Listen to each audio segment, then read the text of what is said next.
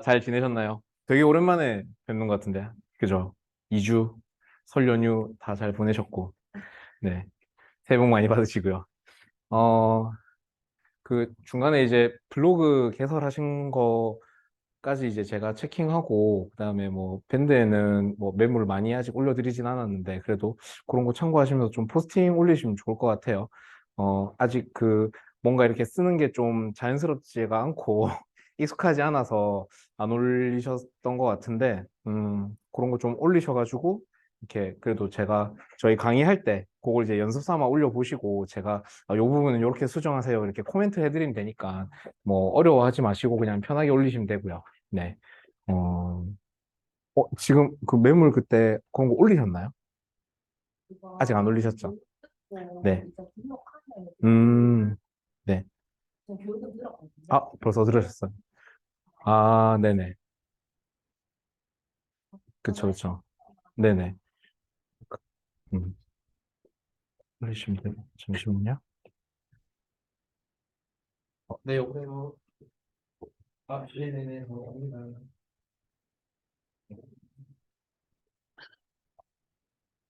이제 다른 분들도 어차피 이제 요거 저희 강의 끝나고 나면 이제 이 일을 하실 거니까 이 일 하시려면은 정식적으로 일하시려면은 이제 자격증 없으신 분들은 그거 이제 직무교육 이수 들으셔야 되고 또 자격증 갖고 계신 분들은 소공 신청하시기 전에 그거 이제 실무 사이트에서 들으셔야 되거든요. 그거 수료하시면 됩니다. 그래서 뭐 그 내용도 사실 꼼꼼하게 챙겨 들으면 도움되는 내용들 많아서 그렇게 들으셔도 되고 보통은 그냥 이렇게 동영상 재생 틀어놓고 시간 다 이수하면은 수료증 나오니까 그렇게 들으시기도 하고요. 음. 직접 이제 본인이 직접 하는 게 아니고 이제 등록하는 사무실 소장님이 이제 인터넷으로 네, 정부24로 이제 소속 신청을 등록을 하거든요. 그럼 그거 할 때 이제 해당 그것들 다 스캔해서 같이 첨부를 해요.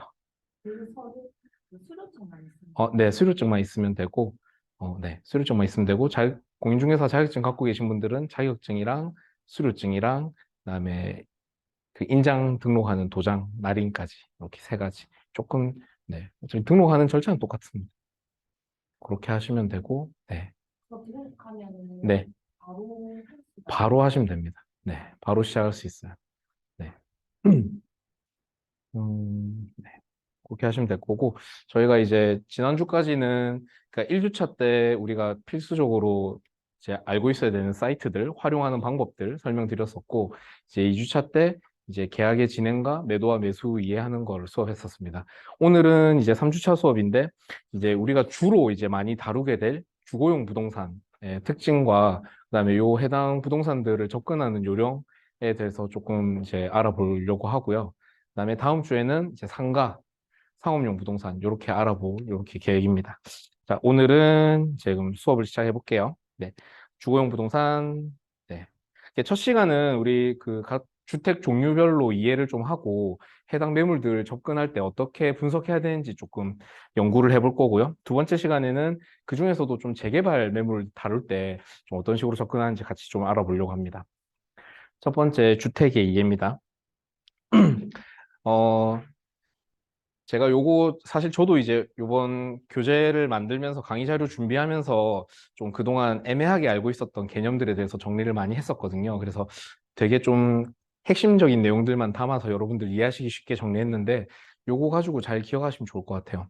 먼저 주택이란 세대 구성원이 장기간 독립된 주거 생활을 할 수 있는 건축물의 전부 또는 일부 또 그 부속 토지까지를 말하며 단독주택과 공동주택으로 구분된다. 그래서 주택의 종류는 크게 단독주택과 공동주택 이렇게 두 가지로 나눠볼 수 있고 단독주택의 종류에는 단독, 다중, 다가구 뭐 공간은 그냥 공적 공간 속속이기 때문에 제외하셔도 되고 공동주택은 아파트, 연립주택, 다세대주택 그리고 기숙사는 번외로 그래서 보통 이제 공부할 때 많이 외우는 게 뭐 단다다 아연다 이라 해가지고 앞글자만 따서 이렇게 외우는데 이렇게 주택의 종류는 크게 단독주택과 공동주택이 있다. 그럼 세부적으로 각 주택별 특징에 대해서 좀 알아보도록 하겠습니다. 보시면은 제 단독주택 한 세대가 하나의 건축물 안에서 독립된 주거 생활을 할 수 있는 구조로 된 주택. 어, 일단 가장 기본적인 개념의 단독주택은 한 가구가 그냥 그 한 집에 사는 겁니다. 그래서 이 단독주택은 크게 이제 건물과 토지 이렇게 구분된다고 보시면 되고 한 가구가 살 수 있는 이런 주택. 그 다음 개념으로 이제 다중주택이 있는데 다중주택의 정의를 보면 학생, 직장인 등 여러 사람이 장기간 거주할 수 있는 곳으로서 독립된 주거의 형태를 갖춰서는 안 되고 대신 각 해당 호실에 욕실은 갖출 수 있으되 취사는 공용 공간으로만 이렇게 구비되어야 한다. 이렇게 정의가 돼 있고요. 주택으로 쓰는 바닥 면적의 합계가 660제곱미터, 약 200평 정도 되는데, 그 이하가 되어야 되고, 주택으로 사용하는 층수가 전체 3개층 이하로 이렇게 나와야 된다. 그래서 뭐 이런 모양을 띠고 있는 다중주택 같은 경우에 옛날 개념으로는 하숙집을 말하기도 하고요. 그다음에 소형 기숙사를 쓰기도 합니다. 그래서 이제 각 호실들이 나눠져 있는데 이제 뭐 해당 호실에 화장실은 들어가 있을 수 있고요. 대신 주방이 있으면 안 되고요. 주방은 공용 공간으로 이렇게 따로 구분되어 있어야 합니다. 그리고 요 면적이 660으로 늘어난 게 최근에 이제 개정이 돼서 기존에는 330이었는데 조금 면적이 늘어났어요. 그래서 이게 다중주택이다. 조금 이따가 제가 좀 세부적으로 한번 더 정의를 살펴볼 겁니다. 그 다음에 이제 다가구 주택. 통상적으로 좀 우리가 많이 볼 수 있는 주택이 요 다가구 주택인데 정의를 보면 마찬가지로 주택으로 사용하는 층수가 3개층 이하. 음. 그다음에 주택 바닥 면적의 합계가 660제곱미터 이하. 요까지는 뭐 다중주택하고 비슷하죠. 그다음에 전체 세대가 19세대 이하. 그래서 보통 이제 요런 건물들 같은 경우는 빨간 벽돌로 지어져 있는 이런 옛날 집들 같은 경우에 뭐 1층에 두 가구, 2층에 두 가구, 뭐 3층에 두 가구 해서 이렇게 한 건물인데 안에 여러 가구가 살고 있는 다가구 주택이기도 하고요. 그다음에 원룸도 이런 식으로 구성이 되어 있기도 합니다. 음. 그래서 원룸 같은 경우에 20세대가 넘어가면 이제 요게 그 다세대로 넘어가기 때문에 딱 19세대를 맞추려고 이렇게 많이 만들고요. 그다음에 가장 큰 특징은 이제 요 건물 소유주가 한 명이라는 거. 그래서 요 다가구 주택으로 쓰는 층수가 3개층인데 만약에 옥탑방이 하나 더 올라가게 되면 이제 4층으로 인정되게 되면 요 다가구 주택이 안 됩니다. 벗어납니다. 그래서 요런 특징들을 좀 기억하셔야 되고요. 그다음에 지하층, 그다음에 필로티, 그다음에 상가 등을 이제 좀 더 추가를 해서 전체 건물의 층수는 4층 이렇게 5층 올라가도 상관없습니다. 그러니까 주택으로 사용하는 층수가 3개층 이하여야 한다. 음, 조금 이따가 좀 세부적으로 다시 비교를 해볼게요. 자, 그 다음에 공동주택. 공동주택의 정의를 보면 건축물의 벽이나 복도, 계단, 그 밖의 설비 전부 또는 일부를 공동으로 사용하는 각 세대가 하나의 건축물 안에서 각각 독립되어 있는 주거 생활을 할 수 있는 구조. 가장 흔히 볼 수 있는 게 아파트. 네. 아파트의 그 이제 건축법 건물 용도상에 나와 있는 정의는 주택 층수가 5개 층, 5개층 이상이어야 된다. 그래서 5개층 이상 되면 아파트로 분류가 되고요. 그다음에 통상 이제 주거 지역에 아파트 그 건물들이 이제 주거용 건물들이 있는데 어 일종은 건폐율 용적률이 좀 낮기 때문에 아파트가 못 들어서고 대부분 2, 3종 이렇게 들어가 있다고 보시면 됩니다. 그 다음에 연립주택. 연립주택의 정의를 보면 주택 바닥 면적의 합계가 660제곱미터 초과. 네. 그러니까 그 이상 되는 규모의 주택들을 연립주택이라 하고 주택으로 사용하는 층수가 전체 4개층 이하이면 된다. 요게 5개층부터는 아파트로 분류되기 때문에 요 기준을 맞추고요. 그리고 각각의 동을 기준으로 하기 때문에 뭐 1동, 2동 사이에 뭐 지하로 이제 주차장이 연결돼 있거나 뭐 여러 개의 동이 같이 모여 있더라도 이제 연립주택으로 인정이 되고 요즘에는 좀 고급형 타운하우스도 이제 연립주택 개념으로 많이 들어서죠. 그 다음에 다세대 주택입니다. 주택 바닥 면적의 합계가 660제곱미터 이하. 네. 그리고 주택으로 사용하는 층수가 4개층 이하. 음.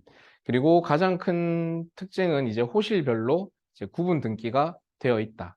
그래서 빌라 같은 경우에 각 호실별 이제 소유주가 구분되어 있어서 다세대 주택으로 이렇게 분류를 하죠. 이렇게 우리가 요 앞에 이제 단독주택과 공동주택, 기본적인 그 6가지 종류에 대해서 개념 봤는데, 요걸 좀 세부적으로 이해하려면은, 조금 비교 분석하는 게 필요합니다.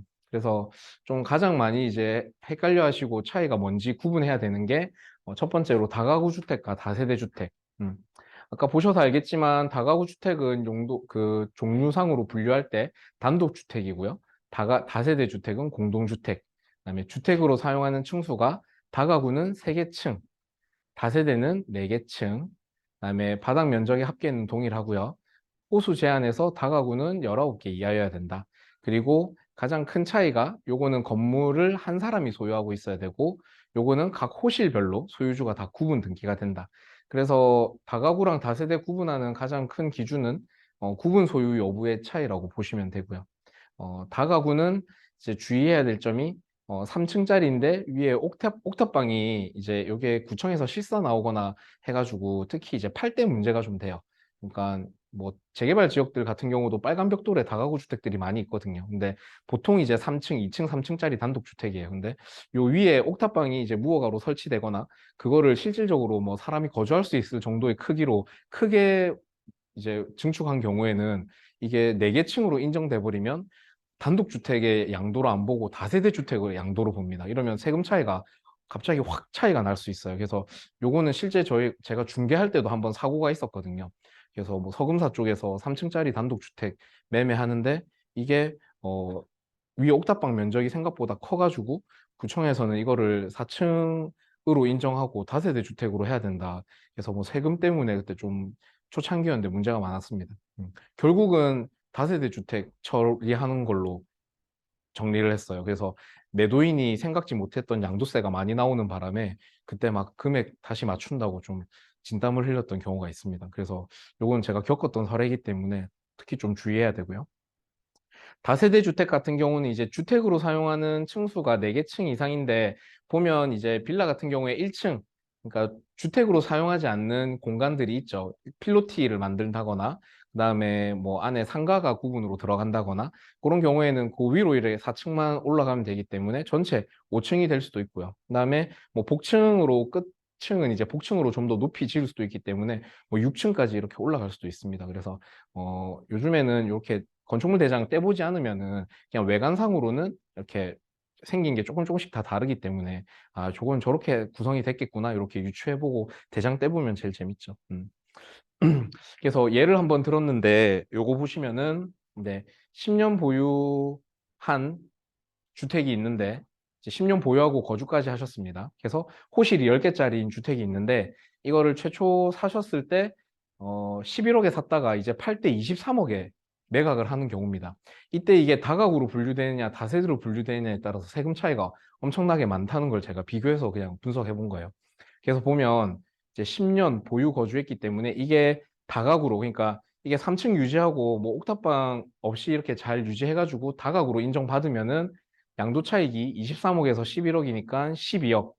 장기 보유 특별공제 10년 보유 거주해갖고 그 맥스로 80%까지 받거든요. 그러면 이만큼 다 공제받고 개인 기본 공제받고 그러면 과표 자체가 이제 3억 미만으로 떨어지니까 이렇게 누진 공제까지 받으면 뭐 양도세가 요 정도 나온다. 근데 이게 한 개층 잘못 사용하거나 이제 그 다가구 주택의 기준을 초과해 버렸을 때 이렇게 되면은 10년 보유 거주하더라도 이거는 한 사람이 소유하고 있으면 다주택자가 돼 버리거든요. 왜냐면 각 호실별로 다 이렇게 구분 등기가 될 수 있기 때문에 그럼 다주택자 기준으로 했을 때 장특공도 20%밖에 못 받고요. 과표도 이제 맥스 단계 거의 10억 이하 과표를 받고 지금 요 양도세는 이제 중과는 지금 일시 보류됐기 때문에 해당은 안 되지만 만약에 그 조정 지역에서 이제 다주택자 양도세 중과까지 포함하게 되면 양도세도 엄청 과표가 많이 나오죠. 그러면 누진공제 받더라도 양도세를 엄청나게 많이 내게 됩니다. 그러니까 요 한 개 호실의 사용 여부에 따라서 똑같은 매물인데 다가구랑 다세대랑 이렇게 분류를 잘못하게 되면 세금 차이가 크다. 그래서 요거는 내가 다세대 다가구 중개할 때 조금 이제 유념을 해두시면 좋겠죠. 자, 그 다음에 또 한번 비교해 볼 만한 게, 다중주택과 고시원입니다.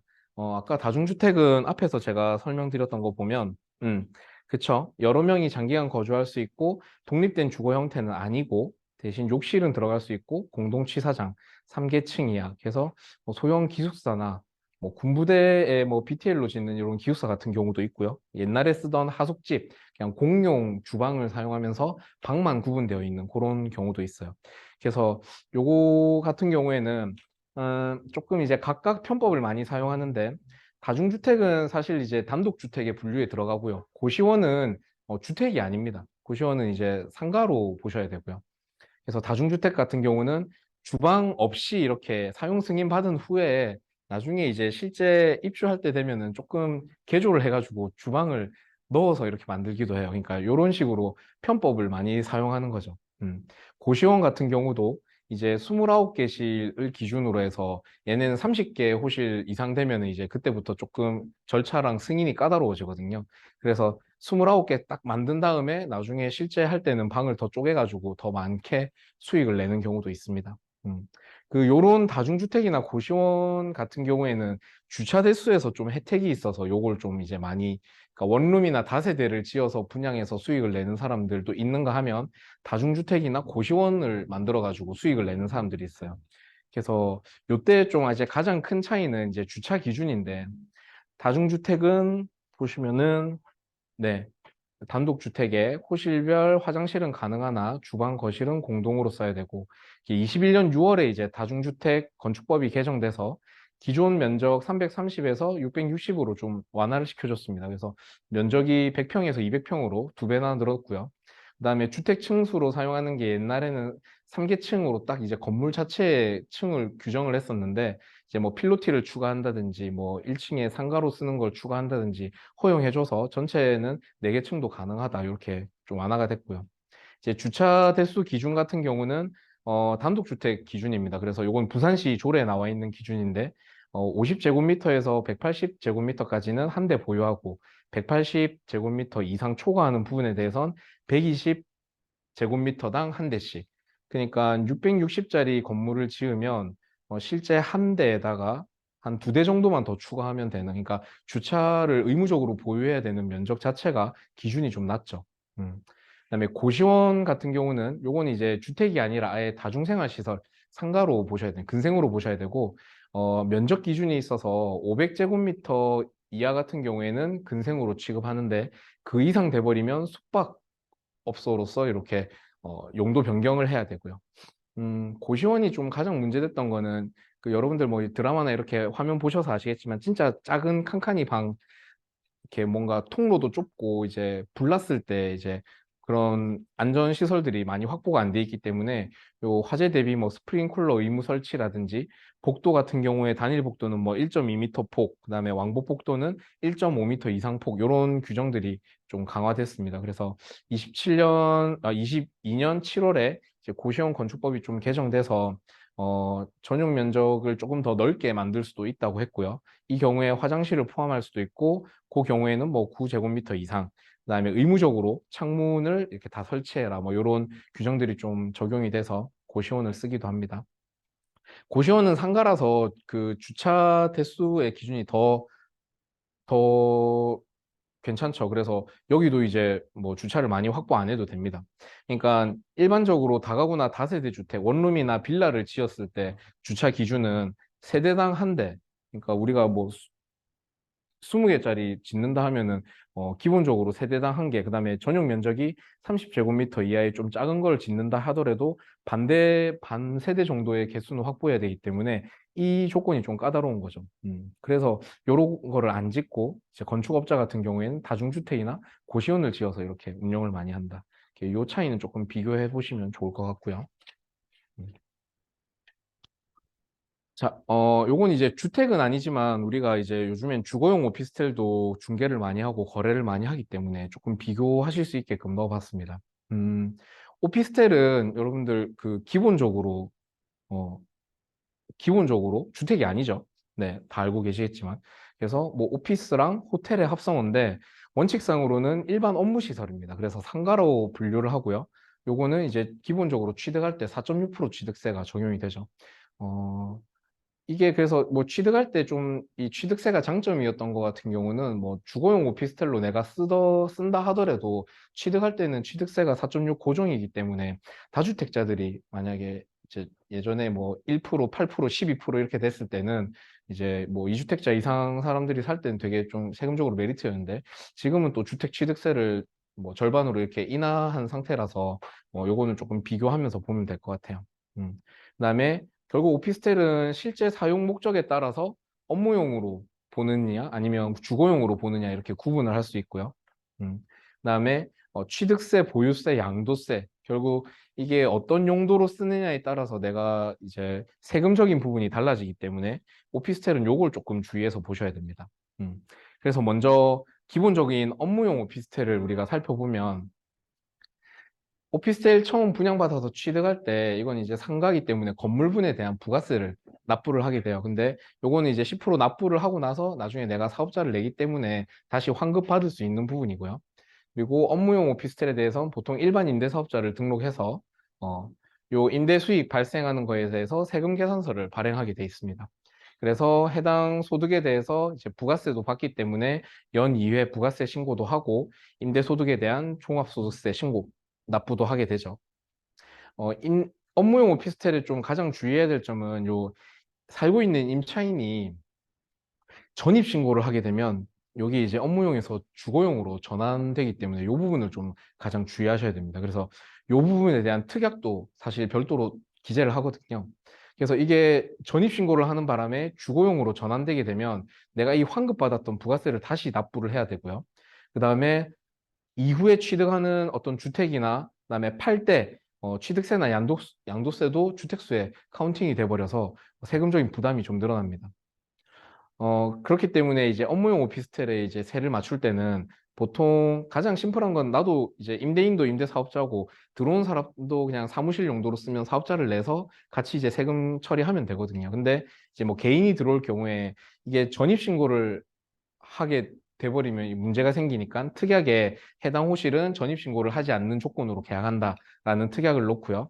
요 경우에 마찬가지로 이제 주택 용도로 쓰지 않기 때문에 전세자금 대출 이런 것들은 불가하고요. 음.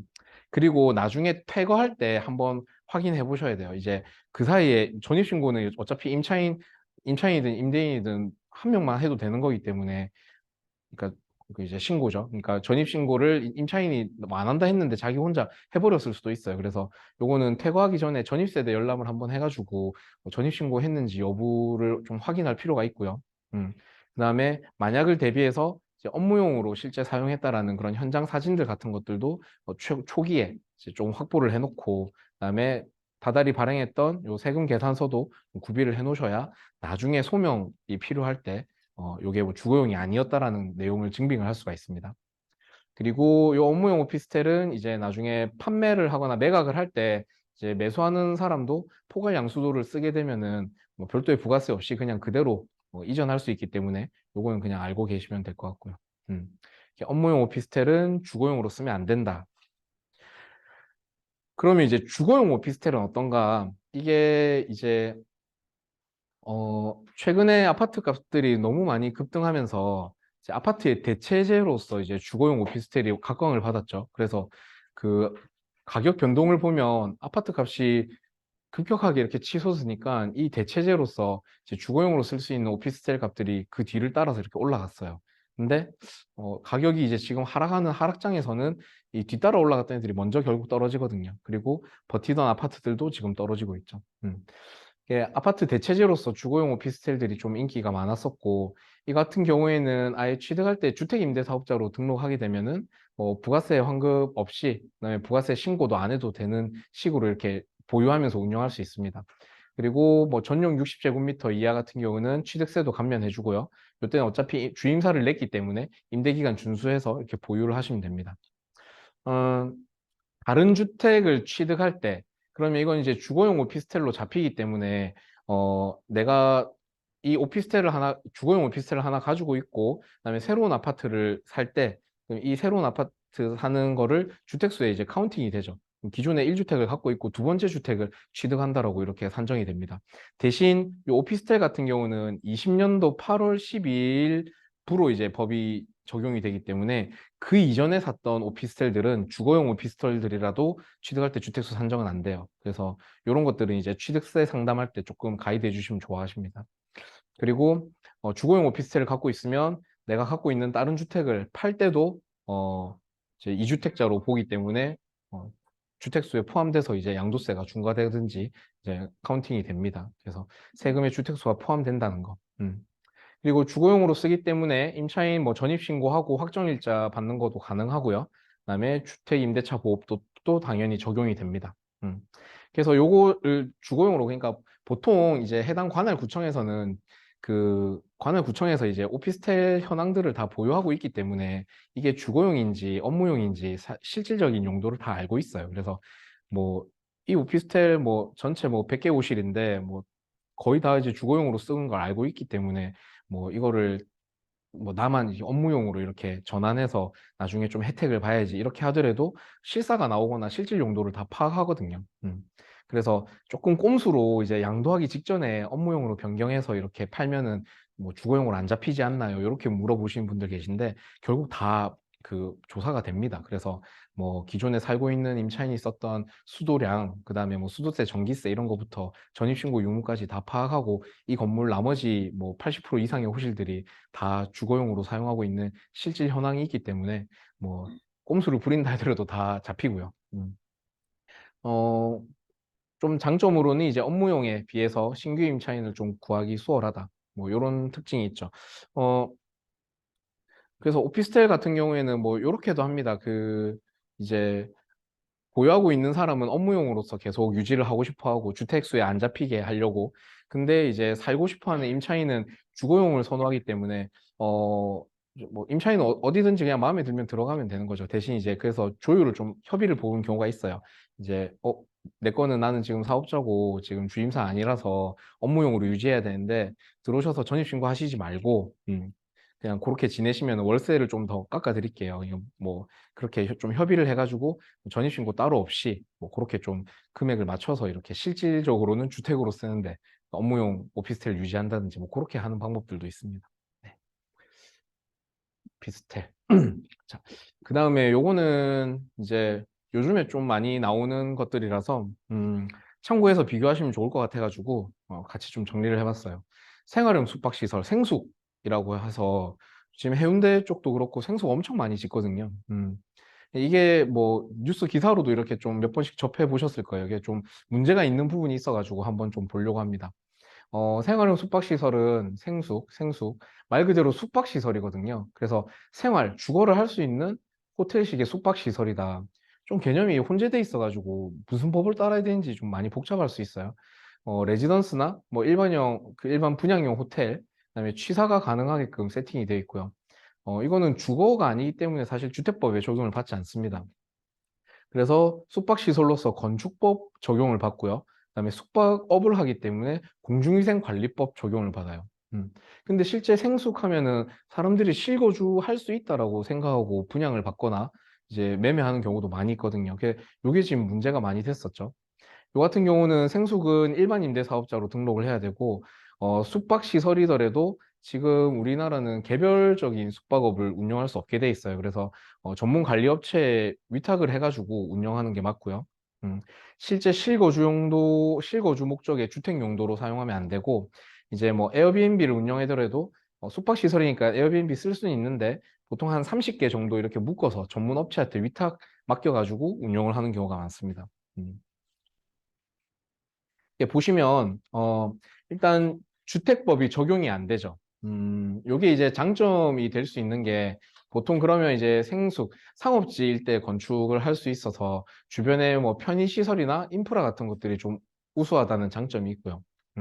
그다음에 주택수에 포함이 안 되기 때문에 뭐 세금적인 측면에서도 부담이 안 되고 그다음에 뭐 분양권 전매도 제한이 없었기 때문에 이제 다주택자들이 한창 이제 부동산 시장이 많이 급등했을 때 이제 투자 대체 상품으로 많이들 진입을 했어요. 그래서 보면 지금 해운대구 구남로 옆에 모텔촌이 있던 곳들도 전부 다 매각되고 지금 브랜드별로 생숙들이 다 들어서거든요. 근데 이제 생숙에 좀 한계점들이 많이 식별이 돼서 이제 그거 좀 법적으로 이제 규제를 하기 좀 시작했습니다.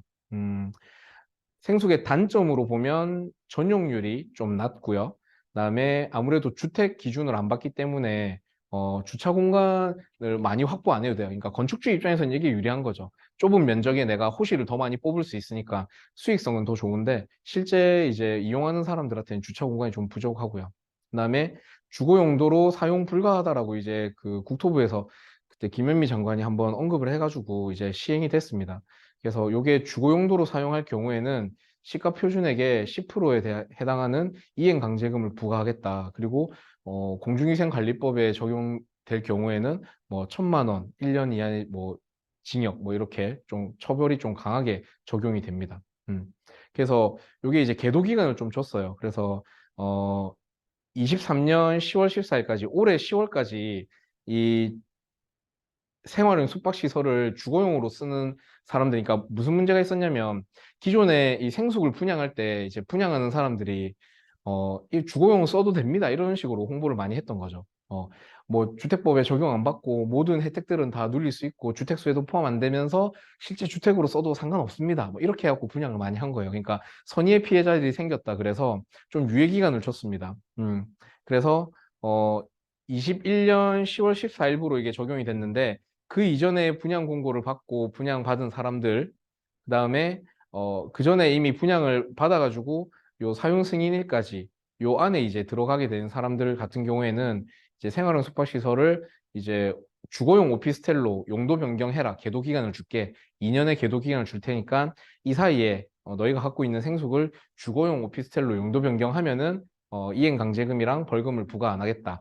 근데 요 유예 기간까지 조치를 안 했을 경우에는 요 이유로 단속을 해서 이행 강제금을 부과하겠다. 이렇게 얘기를 한 거죠. 음. 그러니까 요거는 OP가 기본적으로 이제 뭐 발코니 제한, 바닥 난방 면적 제한, 전용 출입구 확보 이런 규제들이 있는데 생숙 같은 경우에 그냥 OP로 변경해도 괜찮다 이런 규제들을 다 풀어준 거죠. 그러니까 유예 기간을 허락해 준 겁니다. 근데 이따 보시면 알겠지만 좀 현실적인 문제들이 많이 있어요. 요 생숙에는 만약에 살고 있는 사람이 전입신고를 해버리게 되면 마찬가지로 주택수로 포함돼 버리고 세금 적용되고 또 부가세 반환됩니다. 오피스텔하고 마찬가지죠. 그래서 요건 임차인 살고 있는 사람도 전입신고를 하면 안 되고요. 그다음에 실제 임차인 뭐 전입신고는 가능하지만 요게 생숙인 경우에는 뭐 구청에서 확정일자는 안 내줘요. 요건 숙박시설이라서 그러니까 보통 한 달, 한 30일 정도의 장기 숙박을 하는 사람들 같은 경우에는 이제 뭐 전입신고는 인정해 줄 수 있는데 확정일자는 안 내주고요. 전세자금 대출 안 해줘서 주임법 적용을 못 받는 그런 시설입니다. 음. 요거 기사 보시면 이제 LCT가 그때 최근에 좀 많이 시끄러웠죠. 그 이행 강제금이 이제 폭탄으로 부과가 됐다. 요게 아까 결국 뭐 제 적용됐던 그건데 실제 LCT 레지던스 아파트 동 말고 이제 레지던스 동에 보면 그 생숙으로 분양을 했는데 560개 호실 중에서 숙박 위탁 업체에 맡겨갖고 쓰고 있는 호실이 220개 호실. 그 외에 나머지 한 340개 호실은 이제 주거용으로 그냥 쓰고 있는 거예요. 실 입주하면서. 음.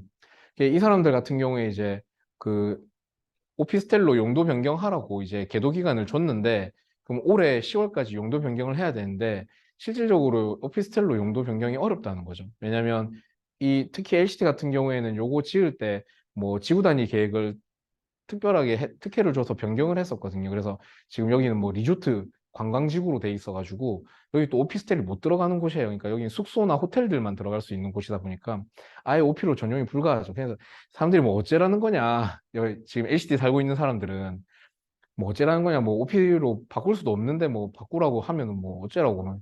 이게 지금 이제 10월 이후부터는 원칙상 1년에 지금 시가 표준액 10%라고 하니까 LCT는 비싸잖아요. 그래서 지금 이행 강제금도 엄청 많이 나올 걸로 보거든요. 이게 어떻게 해결될지 좀 지켜봐야 됩니다. 이제 뭐 유예 기간이 이제 거의 다 다가오는데 아마 중간에 또 뭐 더 유예를 한다든지 아니면 이 생숙에 대한 명확한 좀 법률을 구체화한다든지 그런 조치가 있을 것 같아요. 그것도 말 많았죠. 그러니까 LCT 레지던스는 숙박시설이니까 사실 위탁업체에 맡겨서 숙박 용도로 쓰는 게 맞아요. 근데 실거주하는 사람들이 워낙 이제 뭐 어떤 경제력이나 아니면 뭐 목소리가 커서 그런지 실제 그 기사 보면은 이제 숙박업을 하기 위한 안내 데스크 설치, 그다음에 공용 공간 이런 것들을 설치해서 운용한다고 하니까 실거주민들이 반대를 하는 거죠. 왜 실거주하고 있는 우리들을 불편하게 만드냐. 너희 숙박업 하지 마라. 에어비앤비 하지 마라. 뭐 이렇게 해버리니까 뭔 소리냐. 너희가 지금 위법해서 사용하고 있는데 그게 막 소송 붙었죠. 그래가지고 지금 뭐 2심까지 나온 거는 일단 숙박으로 이용하는 게 맞다라고 이제 손을 들어줬어요. 뭐 난립니다. 그래서 뭐 문제가 많죠. 그다음에 숙박업 얘기가 나와서 이것도 그냥 같이 한번 기사를 캡처해봤어요. 그 최근에 이제 광안리 쪽에 오피스텔을 이제 에어비앤비로 많이 쓰다가 무더기로 적발이 됐죠.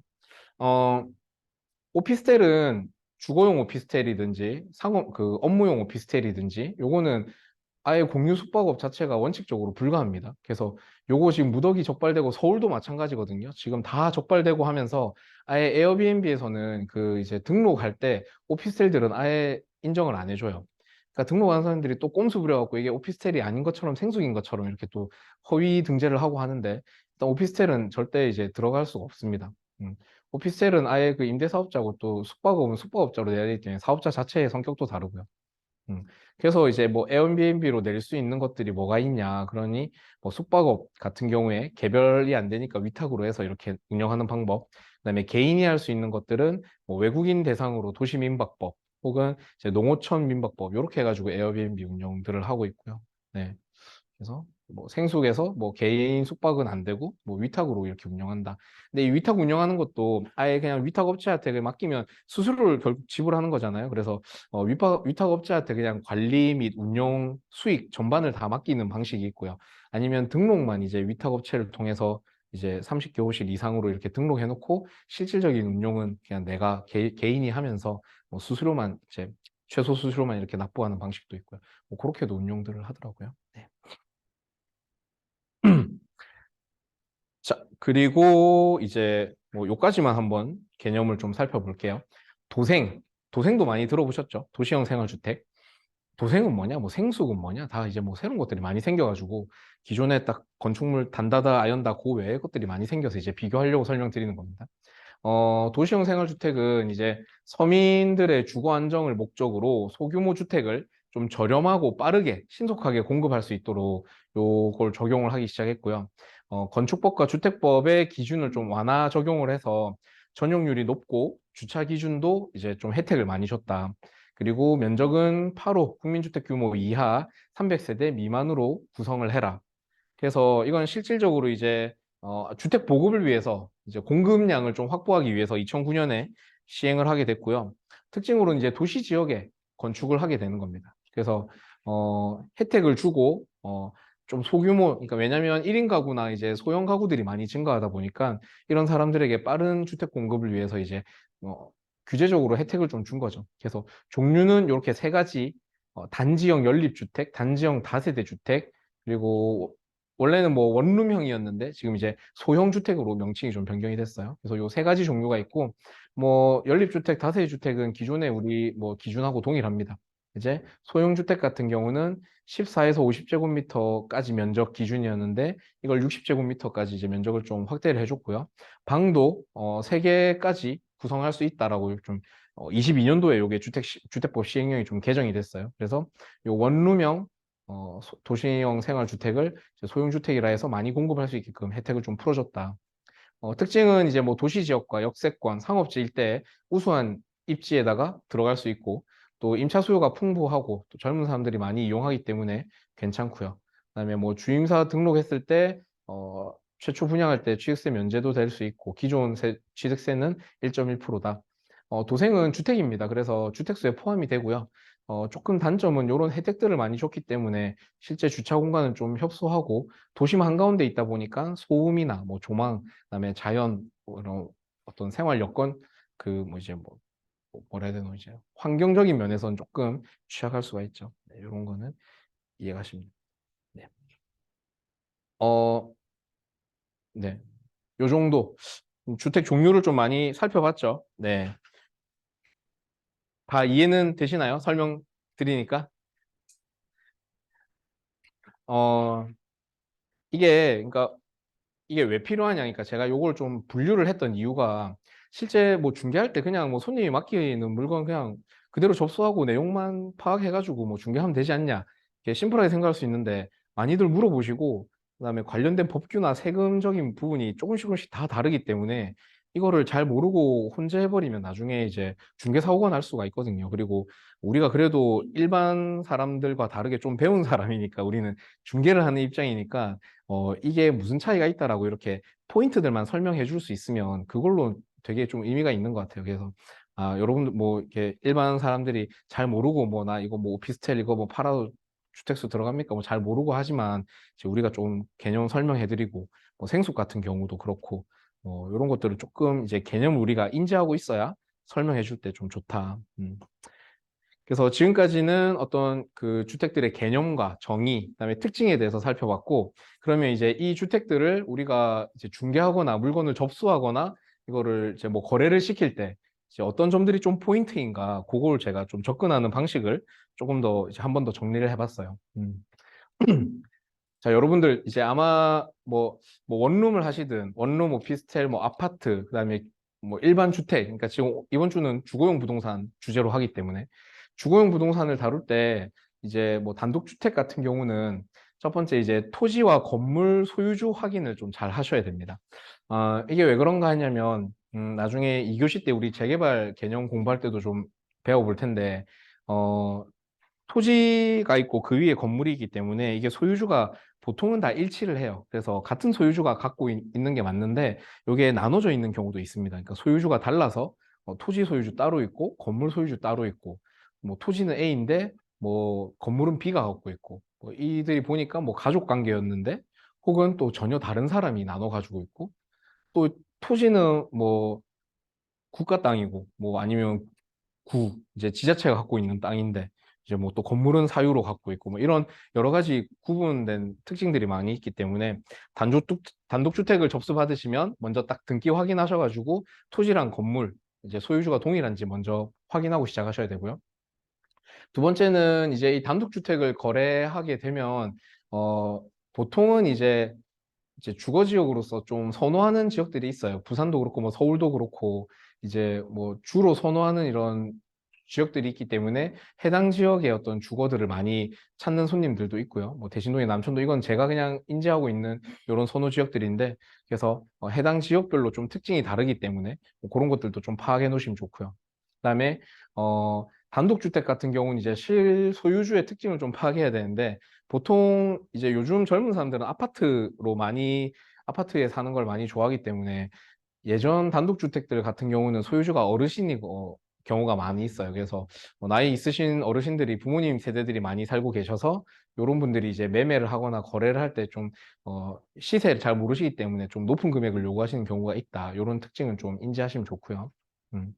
그 다음에 필지 같은 경우도 땅 같은 경우도 건물이 앉아 있는데 한 개 필지에 온전히 앉아 있는 게 아니라 뭐 두 개 필지, 세 개 필지 여러 쪼가리 위에 같이 건물이 하나 딱 앉아 있는 경우도 있어서 요거는 등기 때 보시면 관련 필지라고 이렇게 지번이 나옵니다. 그래서 해당 관련된 필지들은 다 확인을 해서 권리관계를 보는 게 좋고요.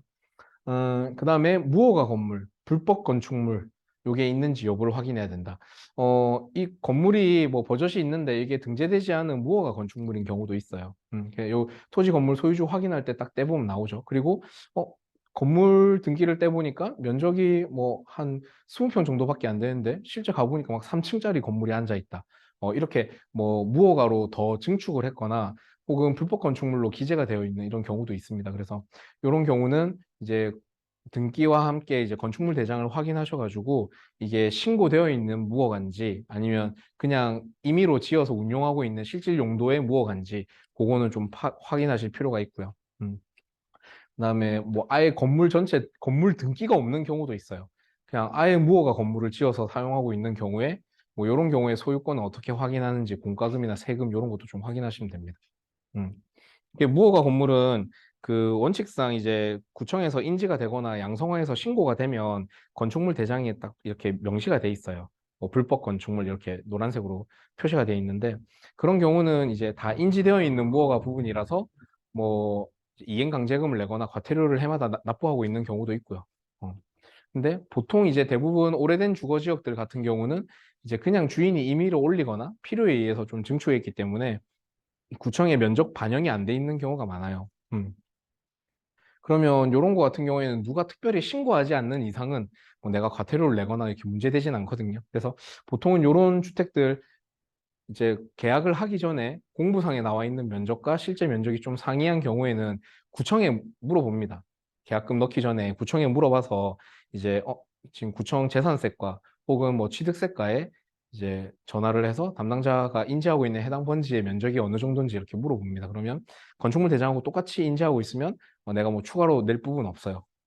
그래서 알겠습니다 하고 그냥 끊으면 되고 그다음에 실제 뭐 이렇게 몇으로 잡혀 있네요. 그러면 이게 무허가 부분이 이제 신고가 돼서 세금 납부할 때 이렇게 면적으로 인정이 되는구나. 뭐 그런 차이를 좀 구분하시면 됩니다. 음, 오케이.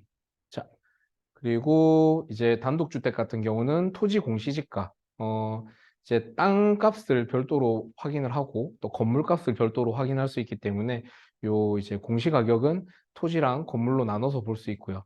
요 공시지가 확인하는 사이트들은 제가 1교시에 그때 다 가르쳐 드렸는데 토지 이음에서도 확인할 수 있고 개별주택 가격은 일사편리고 개별주택 가격 확인하는 데서 확인할 수 있습니다. 그래서 보통 단독주택은 토지의 가치는 해가 지나가면 해가 시간이 흐르면 흐를수록 땅값은 올라가기 때문에 토지의 가치가 좀 높게 반영이 되고요. 건물은 사실 이제 연식이 될수록 감가되기 때문에 건물의 가치는 점점 떨어진다 이렇게 보시면 됩니다.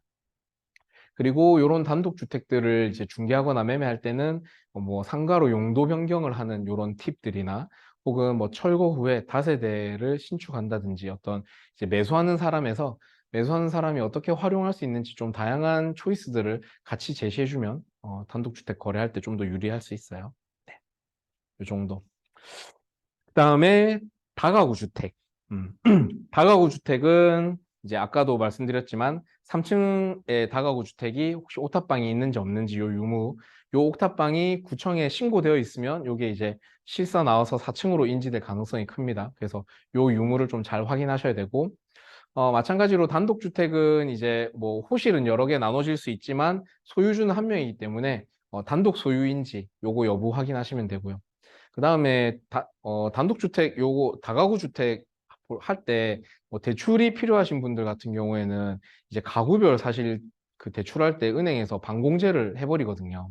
그래서 반공제 같은 경우는 지금 각 호실당 최우선 변제금 그게 지금 뭐 부산 2,300만 원인데 뭐 한 2,800만 원 정도로 이제 오를 걸 감안해가지고 그 정도로 반공제를 하더라고요. 그러니까 요거는 한번 이제 알고 계시면 좋습니다. 그러니까 대출을 이용해서 이 다가구 주택을 취득하려고 하시는 분들 같은 경우는 각 호실당 이게 방 공제가 될 수 있다라는 걸 말씀드려 놓으면 좋고요.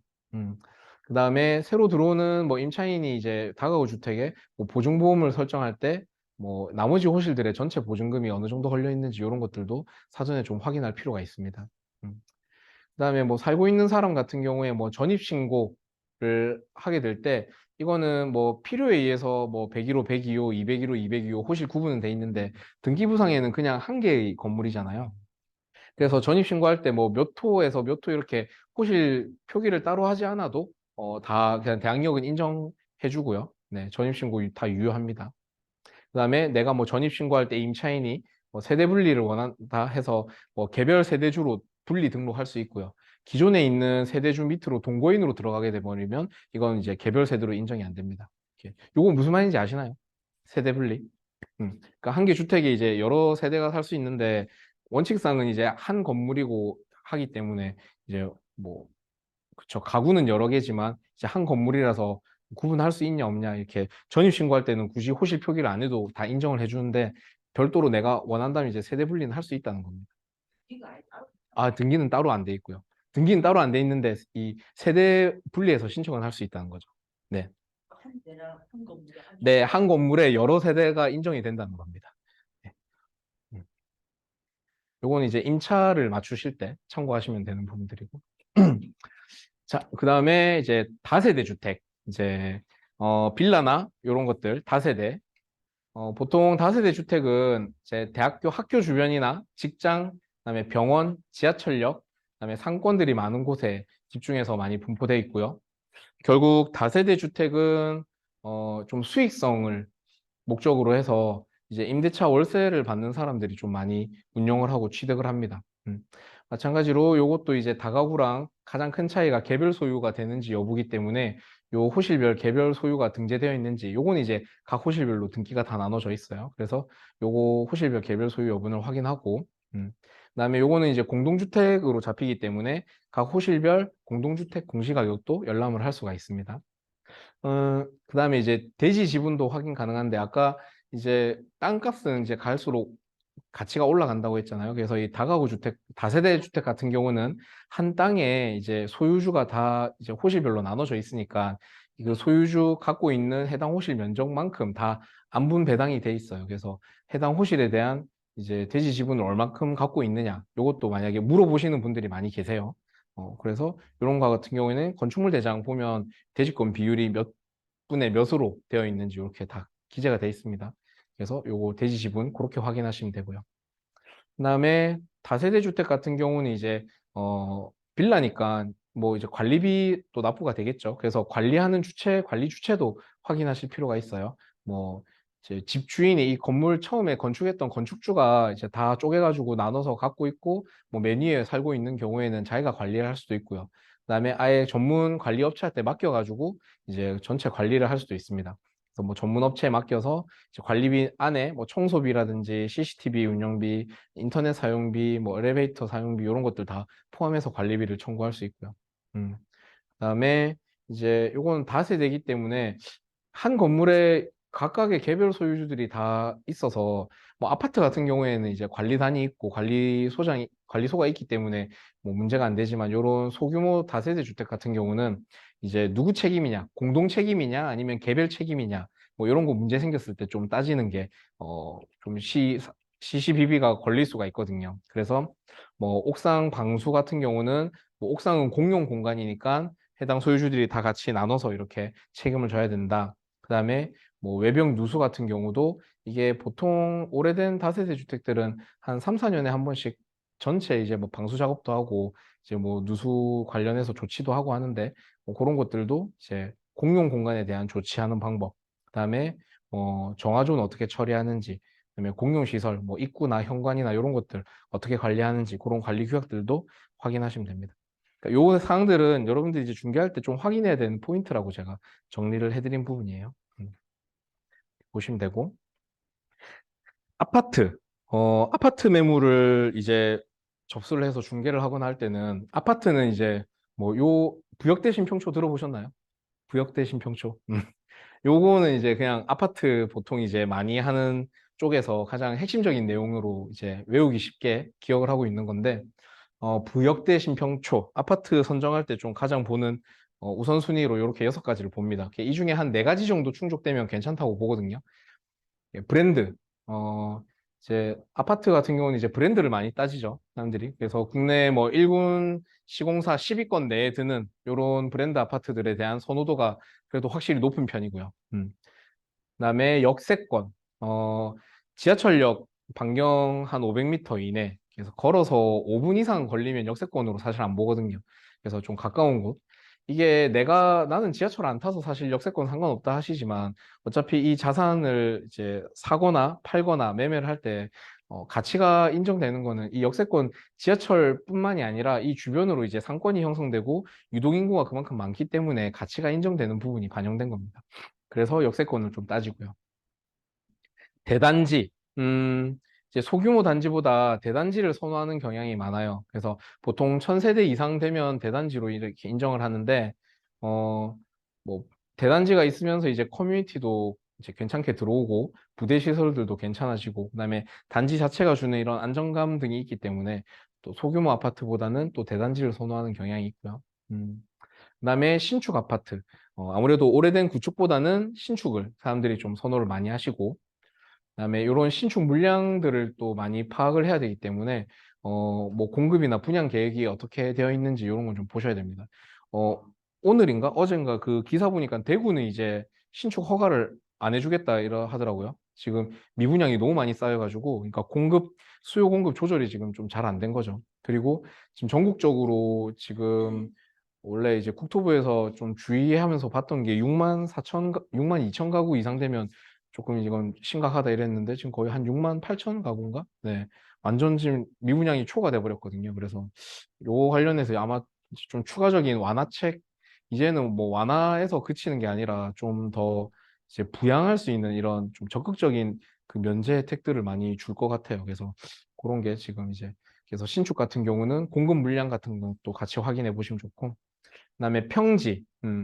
평지 아무래도 이제 고바위나 이제 경사면보다는 사람들이 평지, 이제 접근성 면이나 어떤 교통, 그다음에 지대의 안정성 이런 것 때문에 평지를 좀 많이 선호하시고, 그다음에 초등학교. 초등학교가 생각보다 좀 영향을 많이 끼칩니다. 그 저희 지금 해운대 쪽에서도 그 딱 그 해운대로 기준으로 해운대 3대장이 있거든요. 해운대 롯데캐슬 스타, 해운대 비스타 동원, 그다음에 센트럴 프루지오 이렇게 해운대 삼총사가 있는데 이 해운대 비스타 동원도 괜찮은데 딱 길 건너 그 롯데캐슬 스타에 비해서 항상 2, 3억 정도 낮아요. 음. 그게 뭐 학교 때문에 그런 것 같아요. 바로 옆에 이제 해운대 초등학교가 있어서 길 건너 하나 차이인데 여기 길 건너편 아파트는 이 해운대 초등학교 배정이 안 되더라고요. 그러니까 이게 초등학교가 보통 한 자녀가 이제 초등학교 6년을 다니니까 두 자녀만 있더라도 이게 중복하면 10년 전후로 이렇게 중요한 영향을 미치는 거라서 이제 보통 3, 40대 부모들이 이제 자녀를 이렇게 초등학교 들어가는 자녀를 볼 때 아파트를 고른다고 하면은 이 초등학교의 유무에 따라서 영향을 좀 많이 받는 것 같습니다. 그래서 어, 이게 결혼 안 하신 젊은 분들이 중개할 때는 이런 부분을 좀 놓칠 수 있기 때문에 고객들하고 상담하거나 이렇게 컨택할 때 이런 것들도 같이 좀 파악을 해주면 좋아요. 부역대신병초, 부역대신병초. 네. 그리고 좀 그 실거래가라든지 호가 같은 경우에 계속 변동되는 추이들이 아파트 단지마다 조금씩 다 다르거든요. 그래서 뭐 어느 동네에 뭐 대장 아파트, 뭐 또 어느 동네에 뭐 항상 뭐 이슈가 되는 아파트 이런 것들이 있기 때문에 해당 주요 단지별로 좀 세부적인 특징들, 그래도 내가 중개를 하는 곳 주변에 이제 굵직굵직한 아파트들의 특징들 같은 경우는 기억을 해두시고 변동을 수시로 확인하시면 좋습니다. 자, 어, 오피스텔 요거까지만 하고 잠깐 쉴게요.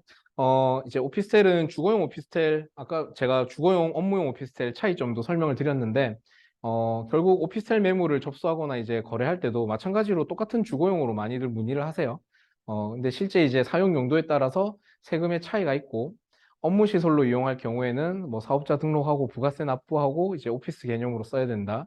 주거 시설로 쓸 때는 전입 신고하고 확정일자랑 뭐 부가세 환급분 반환 이런 것들에 대해서 인지를 하셔야 되고 그다음에 뭐 전입신고 아까 말씀드렸죠. 전입신고 안 하는 조건으로 월세를 조정할 수도 있는 부분이 있고요.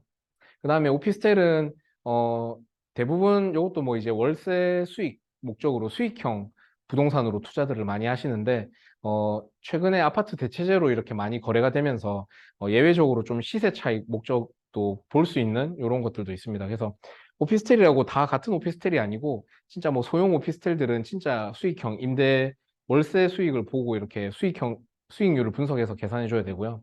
그다음에 실거주 용도로 좀 큰 대형 오피스텔 같은 경우는 뭐 마린도 그렇고 뭐 곳곳에 지금 해운대도 그렇고 대형 오피스텔들은 그 자체로서 아파트랑 비슷하게 시세 차익을 낼 수 있기 때문에 요런 목적으로도 투자를 할 수 있다는 거 조금 특징을 구분해 놓으면 좋고 취득할 때는 전부 4.6% 그리고 양도시의 실질 사용 현황에 따라서 이제 세금이 좀 달라진다. 그래서 이런 것들 좀 기억하시면 좋을 것 같습니다.